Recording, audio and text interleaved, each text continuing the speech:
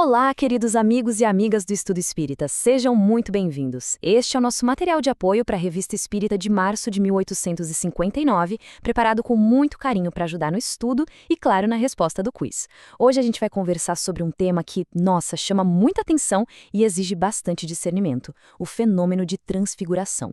Vamos juntos entender como a revista descreve isso, quais são as explicações propostas e, principalmente, que lições de fé raciocinada a gente pode tirar disso tudo. Para a gente começar, a investigação de Kardec parte de um relato bem impressionante que veio lá de Saint-Étienne. Uma carta descrevia um caso muito particular.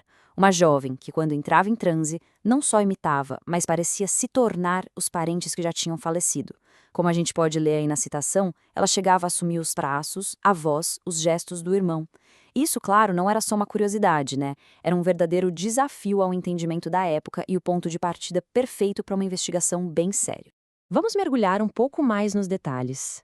Esse caso, que foi relatado numa carta de 1857, não tinha nenhuma intenção de criar sensacionalismo. A ideia era tentar entender o que estava acontecendo, já que era um fenômeno que se repetia bastante na família da vizinha de quem escreveu a carta. E olha, os detalhes são realmente impressionantes. Não era só uma mudançazinha nas feições, não. A transformação era completa. A voz mudava, os gestos. Ela chegava a falar num dialeto antigo e até a força física se alterava.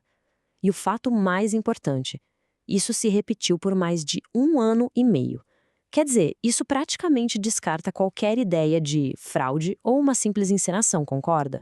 Ok, partindo desse caso tão rico em detalhes, a revista começa a buscar uma compreensão maior. Afinal de contas, o que é o fenômeno da transfiguração? O objetivo ali não era só contar uma história curiosa, mas sim entender a lógica por trás os seus princípios. E a definição é bem precisa. Trata-se de uma modificação da aparência e não do corpo físico, que é provocada por uma influência espiritual. E aqui está o ponto-chave da abordagem de Kardec. Isso não é visto como um milagre, algo sobrenatural, sabe? Mas sim como um fenômeno da natureza, que tem uma causa e que, por isso, pode e deve ser investigado. E essa é a pergunta central, não é mesmo? Diante de um relato tão fora do comum, qual foi a postura do codificador? A resposta para essa pergunta, na verdade, revela a essência do método espírita, que sempre busca aquele equilíbrio entre ter a mente aberta para o novo e manter o rigor da razão. E isso nos leva direto ao coração do nosso estudo de hoje.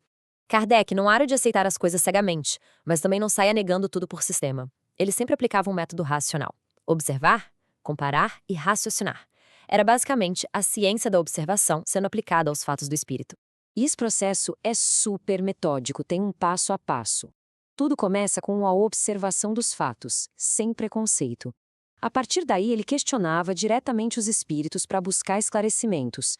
E só depois, com as informações na mão, é que ele comparava as hipóteses para então chegar na conclusão mais lógica. É um verdadeiro roteiro para a gente pensar com segurança. Usando esse método, a revista, com a ajuda do Espírito São Luís, chegou a 2 explicações principais para o fenômeno. E veja que interessante, não se trata de uma única causa, mas de mecanismos que podem até atuar juntos. Vamos ver como isso se desenrola. As 2 hipóteses são apresentadas lado a lado para a gente poder comparar. A primeira, mais simples, é a da contração nervosa. É um efeito físico, nos músculos do rosto, mas que tem limites claros. A segunda, bem mais profunda, envolve a ação do perispírito. Nesse caso, o perispírito do espírito que está se comunicando se tornaria visível, se sobrepondo ao rosto do médium, quase como uma máscara espiritual. Essa citação reforça bem a primeira explicação. Como está escrito na Revista Espírita de março de 1859, o corpo nunca muda, mas, em consequência de uma contração nervosa, ele submete-se a aparências diversas. Ou seja, o corpo é o mesmo, mas a ação nos nervos pode criar aparências diferentes, embora, claro, com limites físicos. E aqui a segunda citação abre a porta para a gente entender o mecanismo mais complexo. Quando as mudanças são muito drásticas para serem explicadas só pelos músculos, a revista diz que é o caso em que, como está escrito na Revista Espírita de março de 1859, o perispírito desempenha o papel que conheceis. É o perispírito que entra em cena para explicar essas transformações que desafiam a biologia. E então a gente chega ao ponto crucial. Para Kardec, o interesse não era só colecionar histórias fantásticas. O mais importante não era o quê, mas sim o como e o porquê. A explicação racional, para ele, era muito mais valiosa do que o fato extraordinário em si. E tem uma informação sobre a postura de Kardec que é muito reveladora. Ele recebeu essa carta em 1857, mas só publicou o caso em 1859. Por quê? Porque ele esperou ter elementos para apresentar uma explicação lógica. O objetivo dele era sempre educar, e não apenas espantar ou alimentar uma curiosidade vazia. E essa frase resume tudo. Como está escrito na Revista Espírita de março de 1859, o Espiritismo é para nós mais que uma crença, é uma ciência.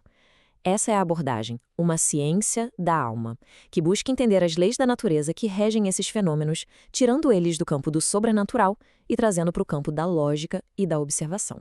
Com tudo isso, a gente chega ao propósito final dessa análise. Além de entender o mecanismo da transfiguração, qual é a lição moral? O que, de fundamental, a gente pode extrair disso tudo para o nosso próprio crescimento? Para quem está se preparando para o quiz, aqui vai um ótimo resumo.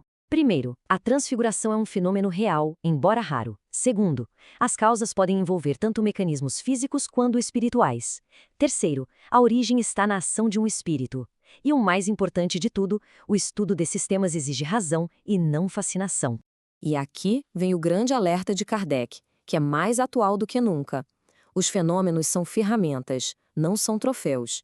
Eles servem para nos provar que a vida continua, mas eles não são o objetivo final. O verdadeiro foco do estudo espírita não é ficar caçando fenômenos, mas sim buscar a nossa própria transformação moral. E a gente encerra com essa reflexão que resume perfeitamente a nossa conversa. O extraordinário chama a atenção, o essencial transforma. Fenômenos como a transfiguração são um convite para a gente olhar além do véu da matéria. Mas a verdadeira jornada não é ver o rosto dos outros, e sim transformar o nosso próprio coração. Que este estudo nos ajude a manter um coração humilde e uma mente lúcida, lembrando sempre que a verdade se reconhece pela razão e pelo bem que produz.